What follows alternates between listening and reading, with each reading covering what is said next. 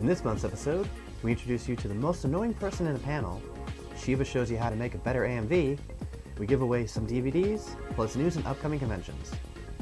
I'm Sketch, and this is the AnimeCons.com podcast for April and May 2009.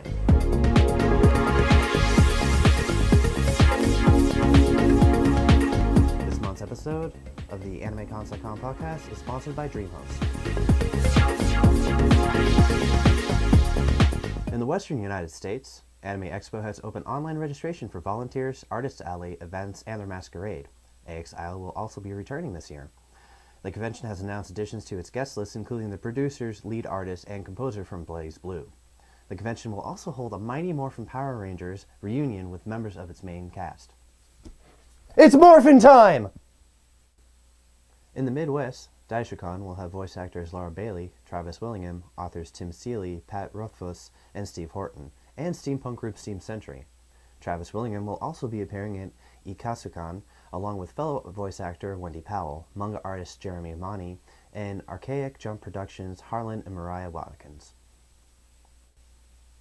Down south, Anime Mid-Atlantic has announced the return of Yumao Ayakawa, a professional cosplayer, model, actress, artist, and journalist from Tokyo, Japan. San Japan has announced two music acts for its convention, Tadahisha Yoshida and Meat Street Boys. In the Northeast, New York Anime Festival has announced the start of online registration for attendees, press, and professionals. Each attendee who registers online will receive 2 weeks of service on Crunchyroll. And outside the United States, Anime Evolution has announced Gavin Blair, the co-creator of the series Reboot and co-founder of Vancouver's Rainmaker Entertainment, which was formerly Mainframe Entertainment. EirtaKon has announced voice actor Kevin Connolly, the voice of Cain Fury in Fullmetal Alchemist, as this year's guest of honor. For additional details about any of these announcements, visit AnimeCons.com. Hi, I'm Shiva, and today we're going to go over ripping footage for anime music videos. Okay, before you can start, obviously you need source footage to rip. There's a couple ways to go about obtaining this. A lot of people go online and they'll try to download it for free. Do not do this, okay? I can't stress that enough. First of all, it's illegal. And second of all, you're going to end up with a second-rate product. Because when you get something off the internet, that was already ripped by somebody else. So they took a file off of their system, especially if they took it off a video game.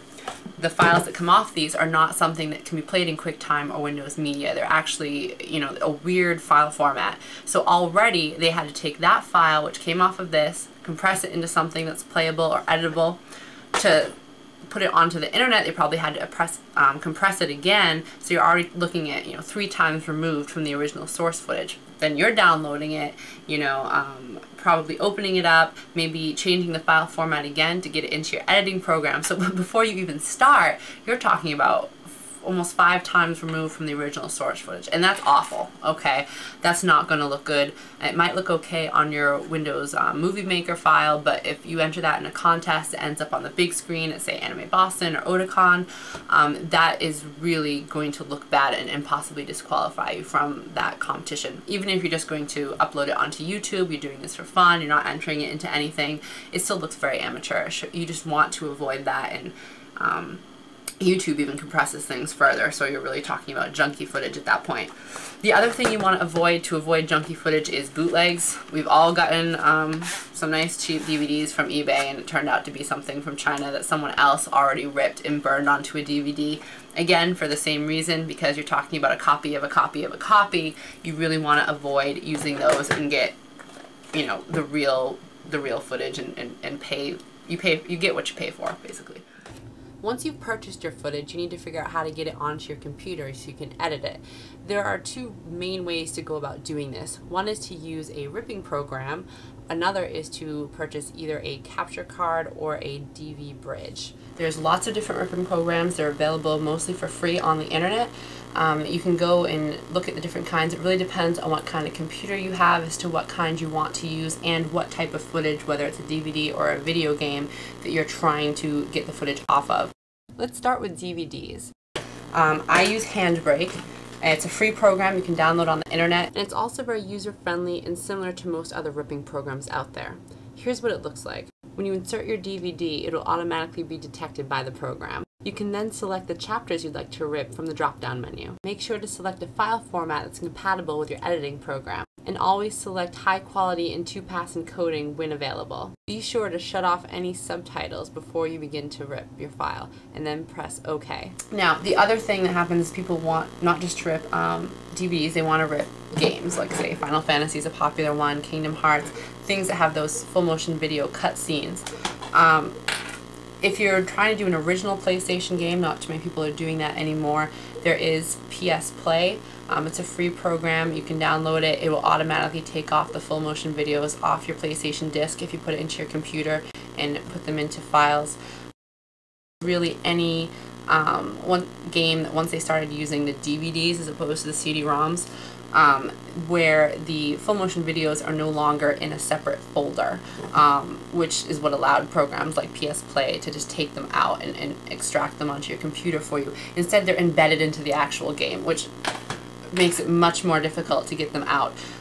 There's a lengthy process to do it. If you really want to get PlayStation 2 or other types of DVD video game footage, I definitely recommend going either with a capture card or a DV bridge. We're going to show you how to use the bridge right now. Basically, the first thing you want to do is take your audio visual output from your PlayStation, and instead of plugging it into your TV, you're going to plug it into the video and audio in on your DV bridge or external capture card. Then you're going to plug your USB port into your computer. You turn your PlayStation on, okay, and set this to analog to digital, as it is now. Now, as you can see, I have Final Fantasy VII loaded, and I can start capturing footage that appears on the game. Okay, now most people who play these kinds of games have a memory card where they actually save their favorite cutscenes on different game saves. So what you can do with this is actually load your memory card and select the game save you'd like, and then press import to start playing right at the part where you'd like to rip your footage. Now, one of the big benefits of this is that the footage you get is absolutely impeccable. I made a music video once where I was only going to use this method for the in-game footage, but then when I put it next to the full motion video footage that I had ripped using a DVD ripper, it just made the full motion video footage look like crap, so I actually end up having to do the whole thing using this method. The other nice thing about this is it doesn't need to be used just for games. Any kind of analog footage can be put onto your computer this way, or even digital footage, which you want really high quality versions of, can be done. So DVDs, or especially Blu-ray discs, which since the technology is relatively new, there aren't really a lot of Blu-ray rippers out there. So for those, this might be the best method for getting Blu-ray footage onto your computer. So that concludes my introduction on how to rip AMV footage. For more detailed information, you want to visit animemusicvideos.org. They have lots of tutorials online there on how to do different kinds of ripping, and also there's lots of very knowledgeable people out there that can give you advice on ripping or the kind of devices that you might want to purchase to do that. So thank you very much and good luck. Everyone has encountered what we affectionately like to call that guy at a convention.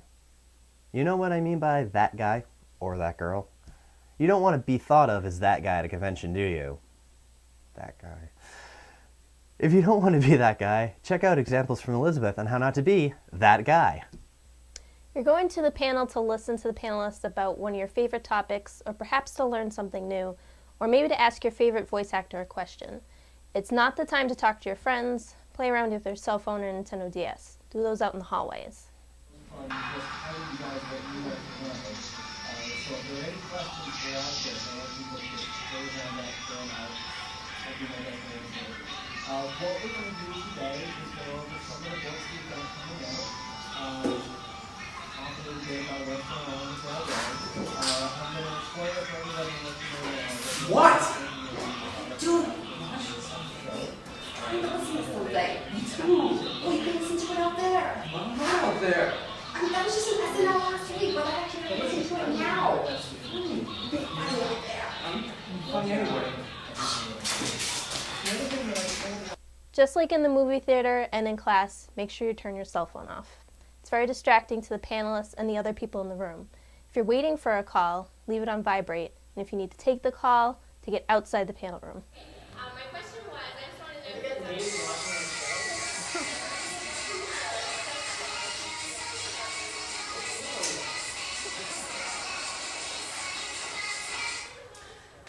Hello? Yeah, I'm actually in a panel right now. Supposed this thing is really cool, man. They're actually talking to the voice actors and everything. It's extremely rude to just start making comments or asking questions during a panel without first raising your hand, especially when the panelists are already talking.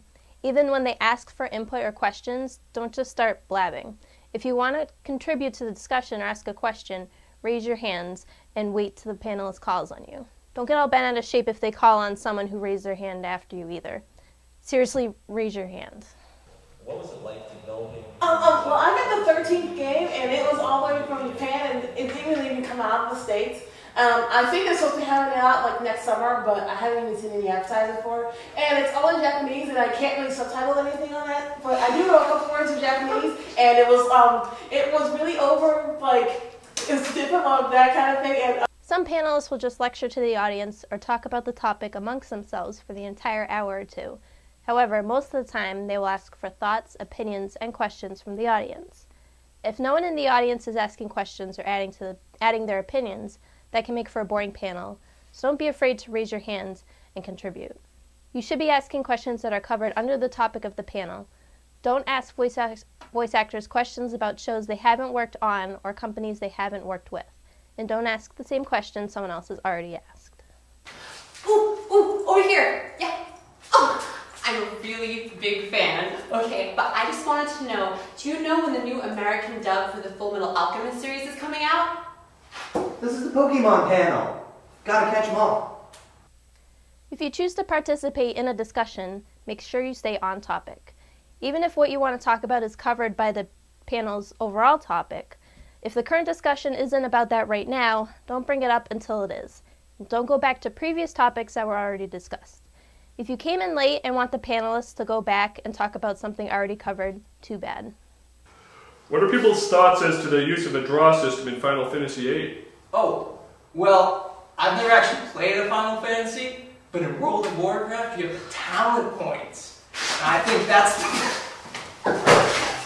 The panelists are the ones who put in the work and research to prepare for the panel, so let them do all the talking. It's great if you want to add to an issue being discussed or ask a question, but don't go overboard and let others in the audience have the chance to speak as well. If you and the person next to you start talking about something amongst yourselves, even if it is about the topic at hand, step out of the room or wait till after the panel to discuss. It's distracting to the panelists and others in the room to hear side conversations going on. well, I heard from somebody else that way back when. Well, I heard that. Wait. I remember about 3 years ago. Well, I saw on this fan sub that this happened over there, and then in the manga they went over to this side. Well, I remember way back in the first one, back in the 1950s. Well, in 3 years, there's supposed to be having a new dub coming out. If the panelist says something that's incorrect or doesn't know the answer to a question, that doesn't make them an idiot, so don't make them feel like one. Politely correct them or answer the question for them if you like. If you think you could have done a better job than the panelists, don't announce it in front of the whole panel like a jerk. Volunteer to sit on it or run the panel next year if you think you can do a better job. Actually, Deke only did the first 2 seasons of Sailor Moon. After that, it was dubbed by another company. If you're gonna run a Sailor Moon panel, you should probably get your facts straight. Sleeping in someone's panel is rude. No one wants to hear you snore. Go back to your hotel room and get some sleep. Anybody here in the audience who's actually interested in what it takes to be published? Good. Dude, get a room! So, I really like to know questions. Is there anything that you guys... So that's how not to be that guy at a panel. This is the first segment we're going to be doing about that guy. So if you have any ideas for us, send it to podcast@animecons.com. Before we get to our Q&A, we wanted to thank our sponsor for this month, DreamHost. DreamHost is currently offering new subscribers unlimited bandwidth, unlimited disk space plus 50 gigabytes for backups, unlimited email accounts, unlimited SQL databases, 1 free lifetime domain registration, and more, all as low as $5.95 per month. Enter code ANIME2 when you sign up and get $10 off your order. Some restrictions apply, see site for details. Learn more at dreamhost.com.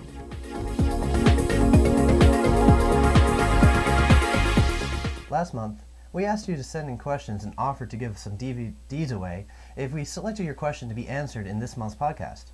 Thank you to everyone who submitted a question. There are a lot of good entries, but our winner is Devin, who asked, is there anything that you should carry with you inside a convention? Thanks, Devin, for your question. There are some things you want to make sure you have with you at all times when you're at a convention. The first is your badge.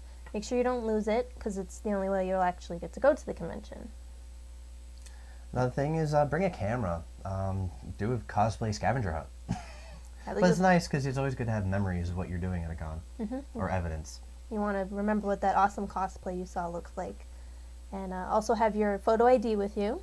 This is especially good considering if you're 18 plus and you're going to the adult programming that's offered at most conventions now. Or buying adult materials in the dealer's room. Speaking of the dealer's room, you want to have an ATM card, credit card if you choose, and money so you can buy stuff there, as well as buy food and buy stuff in Artist Alley. And you also want to have a water bottle with you, which you can refill in the hotel or the convention center will probably have coolers or pitchers full of water, so make sure you don't get dehydrated. And you also want to have your convention schedule with you, so you know what's going on at all times. And your car keys or your hotel room keys, so you have someplace to go when you want to leave the convention. Or ditch your friends. That too. If you have a question you'd like us to answer, send it to podcast@animecons.com.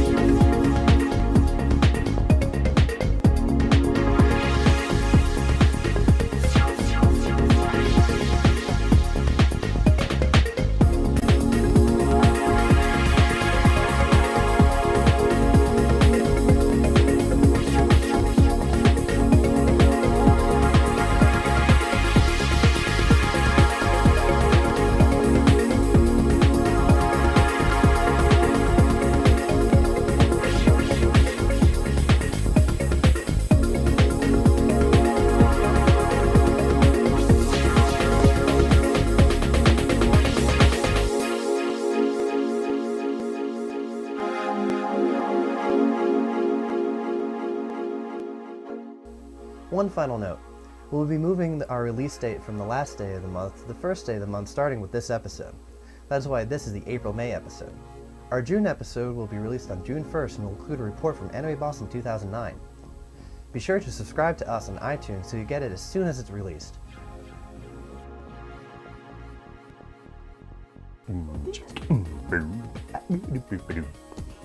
If you want to contribute to the discussion or ask a question, raise your hand and wait till the panelist calls on you. I'm sorry. This is the Pokemon.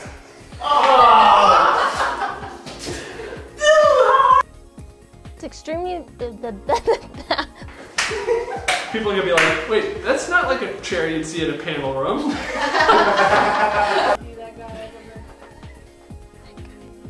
Right there. With panelist sketch.